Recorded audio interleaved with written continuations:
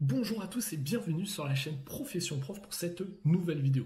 Aujourd'hui c'est une vidéo tuto tech. On va voir comment, en 5 petites astuces, comment découvrir et appréhender, se familiariser facilement avec l'univers de macOS, que vous soyez sur un MacBook, que vous soyez sur un MacBook Air, que vous soyez sur un iMac.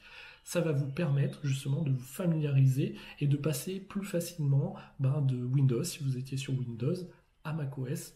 Et vous verrez, rien n'est compliqué, c'est plutôt simple, ergonomique, pratique. On fait 5 astuces aujourd'hui, on en verra peut-être d'autres dans une autre vidéo. Je vous laisse tout de suite avec ces 5 astuces. Première astuce, on va voir ensemble comment gérer les gestes sur macOS. Alors, ça va s'adresser plus particulièrement à ceux qui possèdent un trackpad, donc soit sur un MacBook Air, MacBook Pro, etc. On va voir que les gestes sont très importants sur macOS et que du coup beaucoup de fonctionnalités et beaucoup de gestes ergonomiques vont passer par justement le trackpad. Donc pour cela on va voir comment régler tout ça. On va tout simplement aller pour commencer dans les préférences système, donc le petit engrenage, et on va se diriger dans l'onglet sur l'icône trackpad. Et là on voit qu'il y a 3 grandes catégories: pointer et cliquer, faire défiler et zoomer, et les gestes supplémentaires.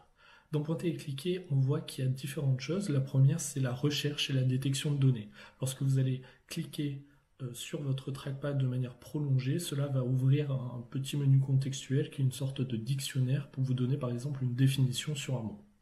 Le clic secondaire, c'est ce qu'on a sur le clic droit d'une souris par exemple. Là, je vous conseille de bien paramétrer votre clic droit, clic secondaire comme le clic dans le coin inférieur droit de votre trackpad. Cela va vous permettre d'être plus rapide. Ensuite, vous avez la fonction toucher pour cliquer. Okay. Si vous touchez votre trackpad, cela va cliquer. Vous avez ensuite le clic et la vitesse du déplacement. Et ensuite, vous avez un retour tactile lorsque vous faites le clic forcé. Dans la deuxième partie, faire défiler et zoomer, vous avez le sens du défilement. Lorsque vous allez descendre ou monter sur une page, vous allez pouvoir avoir le même sens que lorsque vous bougez vos 2 doigts sur le trackpad. La deuxième, c'est la fonction zoom avant, zoom arrière qu'on retrouve sur les iPhones, sur les derniers téléphones. Le zoom intelligent en cliquant 2 fois. Et enfin, pivoter lorsque vous allez faire pivoter vos doigts sur le trackpad. Troisième catégorie, ce sont les gestes supplémentaires. Ça va vous permettre de balayer entre les pages, par exemple lorsque vous êtes sur un navigateur internet. Vous allez aussi pouvoir balayer vos applications qui sont en plein écran avec 3 doigts, et tout un tas d'autres fonctionnalités que vous pourrez retrouver à l'intérieur de ce paramètre trackpad. Je vous conseille de bien regarder justement l'ensemble de ces gestes qui sont disponibles sur le Mac, parce que du coup l'ensemble de ces gestes vont vous simplifier la vie. Vous allez être beaucoup plus rapide. Deuxième astuce, nous allons voir à présent le Finder. Alors le Finder, qu'est-ce que c'est? C'est tout simplement le poste de travail que vous avez sur Windows. D'accord? C'est tout simplement l'ensemble de vos documents, l'ensemble des objets que vous allez connecter à votre ordinateur, vous allez les retrouver dans ce qu'on appelle le Finder. Ok, donc le Finder, comment est-ce qu'il s'organise? Il y a tout simplement sur la partie gauche une barre latérale dans laquelle on va retrouver différentes choses. Tout d'abord les favoris, tous les éléments de votre ordinateur que vous voulez voir rapidement, vous allez pouvoir les mettre en favoris. D'accord? Donc ça peut être un disque dur, ça peut être un dossier sur votre Mac, mais ça peut aussi être une fonctionnalité, par exemple AirDrop, on va le voir tout de suite. Vous avez aussi une partie emplacement avec l'ensemble des objets que vous allez plugger, que vous allez connecter à votre Mac, ou alors qui relèvent du réseau. Donc avec le drive, un disque dur par exemple, moi j'ai branché un disque dur sur le Mac, on peut le voir ici, et on va avoir aussi les tags qu'on verra dans une prochaine vidéo. AirDrop, c'est quoi? C'est tout simplement ce qui va vous permettre d'envoyer des dossiers, des fichiers à des personnes qui ont macOS ou iOS de façon rapide via la norme Apple AirDrop.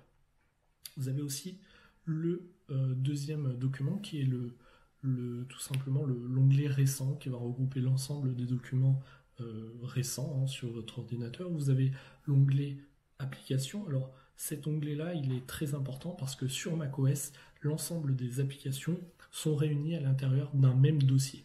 Ça veut dire que dès que vous allez télécharger une application, hein, qu'elle vienne de l'extérieur, c'est-à-dire d'un site internet, ou alors qu'elle vienne de Mac App Store, par exemple, du Mac App Store, vous allez avoir toutes les applications qui vont être dans un même endroit. Ce qui va vous permettre de les visualiser très rapidement et de pouvoir aussi les supprimer très rapidement. On verra qu'il y a plusieurs méthodes pour supprimer une application, mais si je décide par exemple de supprimer, alors les applications Apple ne peuvent pas être supprimées du Mac.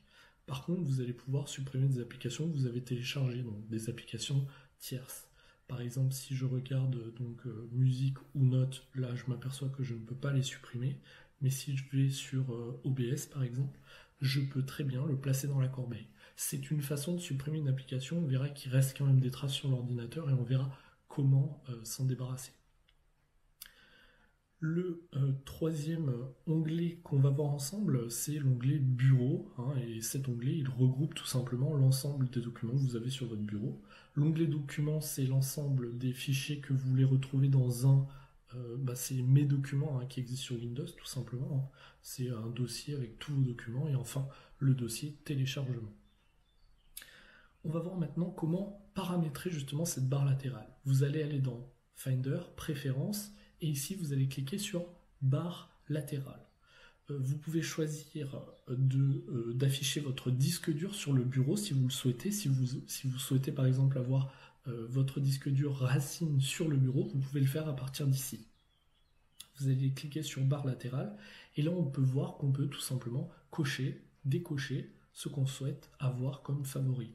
Si par exemple je souhaite avoir mes vidéos, ma musique et mes images en favori, je peux cocher et inviter, qui est la maison Apple, c'est tout simplement la racine de tous les fichiers de l'ordinateur. C'est-à-dire que dans Invité, je vais retrouver mon dossier mes documents, mon dossier bureau, mon dossier musique, mon dossier. C'est tout simplement, comme son nom l'indique, la maison. Et à l'intérieur de cette maison, j'ai plusieurs meubles. J'ai le meuble vidéo, j'ai le meuble musique, j'ai le meuble image, etc. Donc si par exemple je décide de le faire apparaître dans les favoris, je clique sur cocher et ça apparaîtra dans la barre latérale.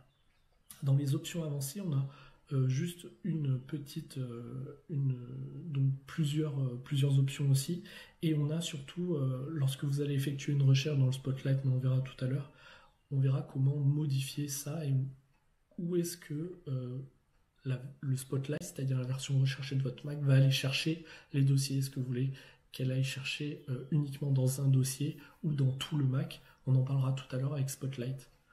Maintenant que vous avez mis en favori l'ensemble des dossiers que vous vouliez, hein, l'ensemble des icônes que vous souhaitiez, vous avez donc dans la barre de gauche l'ensemble de vos favoris. Vous allez donc pouvoir, en cliquant et en les déplaçant, en fait, tout simplement en maintenant le clic, vous allez pouvoir déplacer dans votre barre des favoris les onglets en fonction de votre préférence. Donc là aussi, c'est de la personnalisation qui va vous permettre d'être plus rapide lorsque vous allez accéder au Finder. On retrouve, comme je vous l'ai expliqué dans la maison invitée, l'ensemble des documents racines, hein, c'est-à-dire l'ensemble des documents que vous allez avoir sur votre Mac. Si vous souhaitez par exemple qu'un document, qu'un fichier, qu'un dossier précis soit sur votre bureau pour qu'il soit facilement accessible, vous allez faire clic droit et vous allez aller dans créer un alias. Donc vous sélectionnez bien le dossier que vous souhaitiez et cet alias, c'est tout simplement une version bis de votre dossier que vous allez pouvoir glisser sur le bureau, et en le glissant sur le bureau, on va le voir tout de suite, il va apparaître sur le bureau. À partir du moment où vous allez mettre des choses à l'intérieur de cet alias, hein, qui est tout simplement une version fantôme en fait de votre dossier, tous les éléments que vous allez mettre à l'intérieur vont se retrouver dans le vrai dossier image qui se trouve dans la maison invitée. Donc ça peut être intéressant si vous souhaitez avoir des dossiers comme ça sur votre bureau. Dans cette troisième astuce, on va voir tout simplement comment régler les préférences générales d'affichage sur votre Mac. Donc vous allez aller tout simplement dans Préférences système et vous allez vous rendre dans Général pour commencer. Alors Général, ça va regrouper l'ensemble de l'apparence, tout simplement, l'apparence des dossiers, des fichiers, des menus, d'accord, qu'il y a dans votre Mac. La première chose, c'est tout simplement la gestion du mode d'apparence. Est-ce que vous voulez avoir un thème clair, un thème sombre, ou alors le thème automatique? Le thème automatique est simple.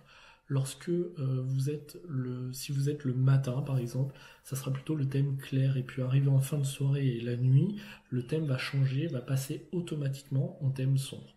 Donc ça peut être intéressant pour ceux qui travaillent de longues heures par exemple sur leur ordinateur et qui veulent avoir justement cette gestion automatique du thème pour leurs yeux, etc., pour la fatigue. En deuxième, on va le voir tout de suite, ça va être tout simplement les couleurs d'accentuation. Lorsque vous allez sélectionner un dossier, lorsque vous allez sélectionner un menu plutôt, vous allez avoir une certaine couleur qui va apparaître. Vous pouvez personnaliser de façon simple cette couleur. Donc par exemple, si je mets du violet, je vais obtenir du violet dans mes menus, du rouge, du vert. La taille des icônes de la barre latérale, on va le voir tout de suite. La taille des icônes de la barre latérale, c'est tout simplement dans le menu Finder dont on a expliqué tout à l'heure. Vous allez avoir donc la possibilité d'augmenter la police sur ce menu. Par exemple, là, j'ai mis une police grande et je peux revenir et mettre par exemple une police moyenne et j'obtiens donc une police un petit peu plus petite. Ça, c'est vraiment du confort visuel. Afficher la barre de défilement, c'est lorsque vous allez scroller, c'est-à-dire descendre sur une page. Est-ce que vous voulez que la barre sur le côté s'affiche ou pas? Vous êtes libre de le faire. Et vous allez aussi pouvoir cliquer sur cette barre si vous souhaitez qu'en cliquant sur la barre, vous alliez directement à la page d'après, ou alors si vous voulez aller directement à l'endroit. Je prends l'exemple simple, on est sur un document de traitement de texte, vous avez 400 pages. Si vous cliquez au milieu par exemple de la barre, vous pouvez décider que ça vous amène à la page 200, ou alors vous pouvez décider que ça vous amène à la page tout simplement 2, à la page d'après. Voilà en quoi consiste ce menu. Ensuite, vous avez le navigateur web par défaut, c'est ici qu'on peut le choisir, donc vous pouvez choisir Chrome, Safari, en fonction de ce que vous avez installé sur votre Mac. Vous avez aussi, je vous conseille de le cocher, c'est confirmer les modifications à la fermeture des documents. Vous êtes en train de rédiger un document un petit peu long, vous avez besoin de quitter très vite le document. Si vous quittez et que vous n'avez pas enregistré, vous avez toujours possibilité de retrouver une sauvegarde, mais je vous conseille de le mettre comme ça, à chaque fermeture de l'ordinateur, à chaque fermeture d'une application, ça va vous demander de confirmer oui ou non est-ce que vous voulez enregistrer les modifications au document. Donc ça, c'est très intéressant et très important si vous rédigez des documents, par exemple. Ça marche pour toutes les applications. On continue. On a donc fermé les fenêtres à la fermeture d'une application. Si vous fermez l'application, l'ensemble de toutes les fenêtres de l'application se ferment. Éléments récents qui sont affichés, donc 10 documents par exemple, applications et serveurs, c'est l'ensemble des icônes en fait qui vont apparaître dans les éléments récents, et il y en aura 10, vous pouvez en mettre plus, vous pouvez en mettre moins. Et autre fonction très intéressante, c'est Handoff qui est pour gérer en fait l'écosystème Apple entre iOS, macOS, watchOS aussi ça marche. Et vous allez avoir tout simplement le principe de je commence un document sur mon iPad par exemple, je rédige du texte. Si je coche cette case, je vais pouvoir le continuer sur macOS, donc sur mon ordi Mac. C'est très intéressant, il faut que les logiciels, les versions de vos différents produits soient à jour et qu'elles soient plutôt récentes, parce que ça ne marche pas avec d'anciennes versions. Mais ça marche plutôt bien. On commence un texte à quelque part, hop, on peut le continuer sur le Mac. Je décide d'arrêter, hop, je peux le continuer sur un téléphone, par exemple, sur un iPhone, etc. Ça, c'est très intéressant. Et enfin, utiliser le lissage des polices si disponible, c'est tout simplement pour avoir un meilleur rendu des polices. On a fait le tour à peu près de cette première icône, qui était l'icône générale. On va passer tout de suite à bureau économiseur d'écran. Bien souvent, lorsqu'on débute sur un ordinateur, on a envie de personnaliser un petit peu l'écran. Et ben là, c'est possible grâce à cette fonction-là. Donc, c'est ici que ça se passe. Vous allez avoir l'ensemble des fonds d'écran dynamiques d'Apple qui vont être tout simplement la gestion, comme je vous l'ai expliqué tout à l'heure, du thème sombre et du thème clair. En fonction de la journée, donc on va avoir tout simplement un éclaircissement de la photo, donc pas seulement en termes de luminosité, mais le paysage va changer. Donc plusieurs photos ont été prises à plusieurs moments de la journée, et donc on a comme ça une version dynamique de notre fond d'écran. On en a 3 qui nous sont proposés par Apple, et on a aussi les fonds d'écran classiques qu'on peut retrouver donc, sur Apple.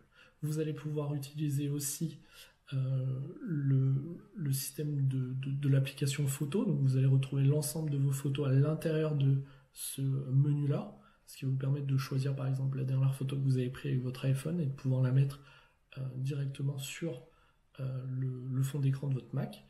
Et puis on va avoir des dossiers, donc on va pouvoir créer des dossiers précis pour aller chercher les images. En sachant qu'on peut aussi par exemple dropper, c'est-à-dire je prends une image avec mon souris, je maintiens le clic et je vais la déplacer à l'intérieur de ce menu, et donc on va avoir comme ça le fond d'écran qui va s'adapter.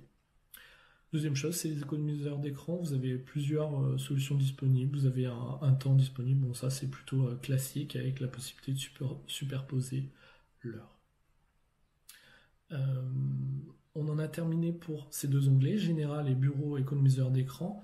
C'est tout ce qu'on va voir en termes de personnalisation d'affichage, parce que c'est tout ce qui est important sur le Mac pour l'instant, lorsque vous souhaitez débuter et personnaliser justement l'affichage du Mac.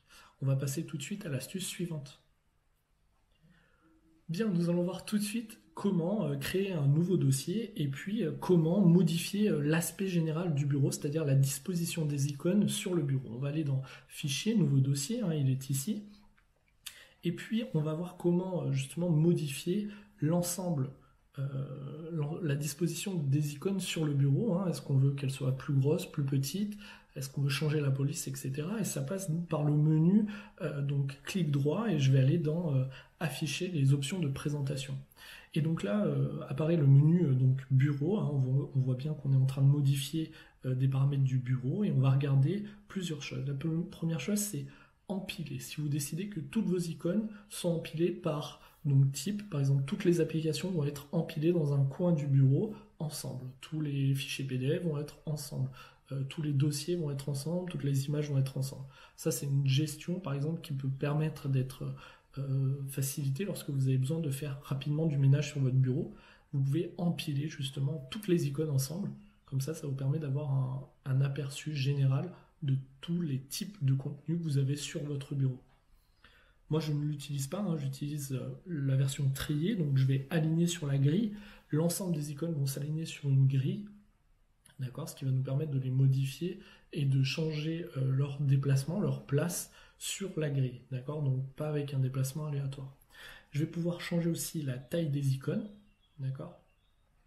Dans ces cas-là, facilement, je vais bouger le petit curseur et ça va modifier justement la taille de mes icônes, mais aussi l'espacement sur la grille. On va le voir. Et je peux aussi modifier donc la taille du texte. Donc là, je vais refaire une petite modification pour avoir mes différentes icônes au bon endroit. Je peux par exemple mettre sur du 14, d'accord, et on s'aperçoit que la police des dossiers a changé. Je peux décider de mettre la police plutôt à droite ou en bas. Donc là aussi, c'est purement visuel. Et enfin, je vais pouvoir afficher les informations. Si par exemple, j'ai un dossier qui comporte des vidéos, alors tout simplement une vidéo, et je veux connaître sa taille, et je vais pouvoir mettre afficher les informations, et ça va afficher tout simplement les informations, c'est-à-dire la capacité de cette vidéo, combien de gigas est-ce qu'elle peut peser. Et ensuite, utiliser un aperçu comme icône, si vous avez par exemple un traitement de texte, ou alors, je dis une bêtise, mais une représentation PowerPoint ou Keynote plutôt sur Mac, vous allez avoir le visuel de votre représentation et non pas une version type icône standard. Vous allez avoir vraiment l'aperçu de votre représentation. Voilà pour les différentes options qu'on pouvait faire sur justement sur le bureau, donc comment gérer la disposition de toutes les icônes. Alors moi j'en ai que 2, mais on peut en mettre beaucoup plus. On passe à une nouvelle astuce. Cette nouvelle astuce, c'est tout simplement l'utilisation du Spotlight, la version recherche qui est très intéressante et très importante sur macOS. Si vous n'avez pas envie de vous perdre dans toutes vos applications, si vous n'aimez pas particulièrement chercher dans les menus comment eh ben, comment atteindre telle application ou tel fichier, tel dossier. Vous vous souvenez d'un nom, vous recherchez un fichier, mais vous vous souvenez plus vraiment où est-ce que vous l'avez mis. La version Spotlight, c'est la version recherchée. Et elle va vous permettre de rechercher à l'intérieur de tout votre Mac, y compris parfois sur des serveurs tels que iCloud Drive, etc. Ou même par exemple sur des disques durs que vous auriez connectés. Donc ça c'est très important, on va voir tout de suite comment faire, on va aller dans les préférences système et on va cliquer sur Spotlight.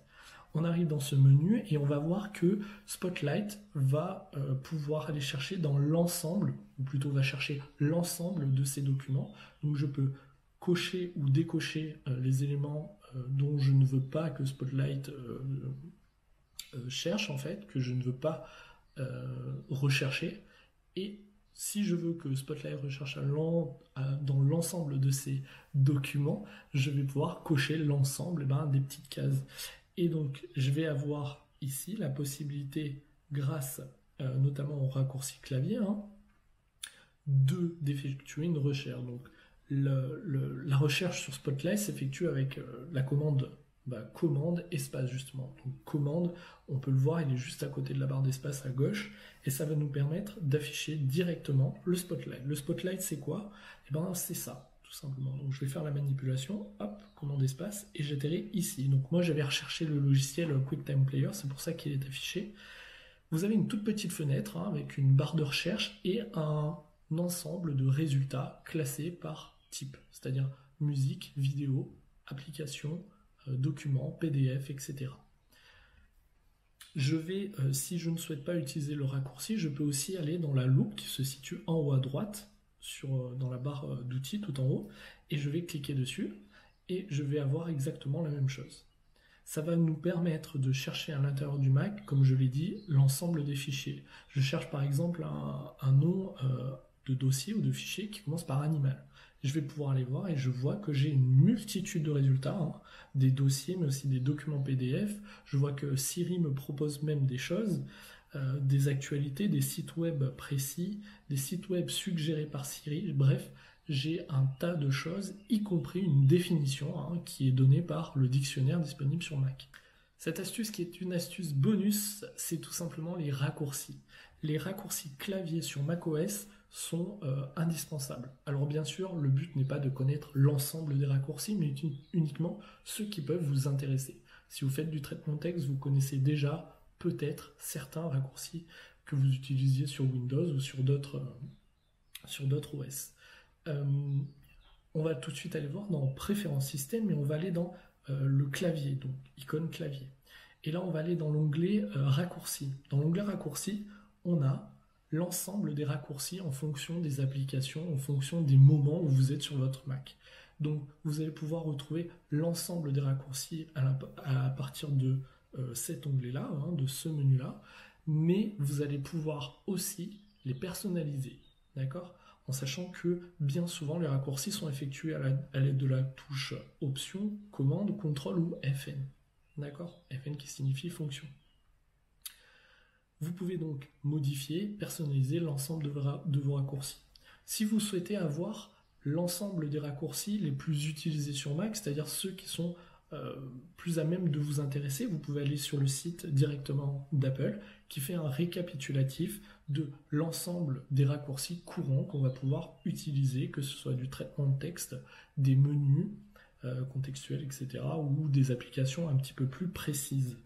Je vous invite à aller voir sur le site d'Apple, vous tapez tout simplement Apple raccourci clavier, vous tombez sur le support d'Apple et ça va vous permettre d'avoir l'ensemble des raccourcis principaux qui sont hyper faciles à mémoriser et qui vont vous aider très facilement. J'espère que cette vidéo vous a plu. C'était Aurélien pour Profession Prof. N'hésitez pas à commenter, vous abonner, aimer, partager cette vidéo si elle vous a plu. À bientôt.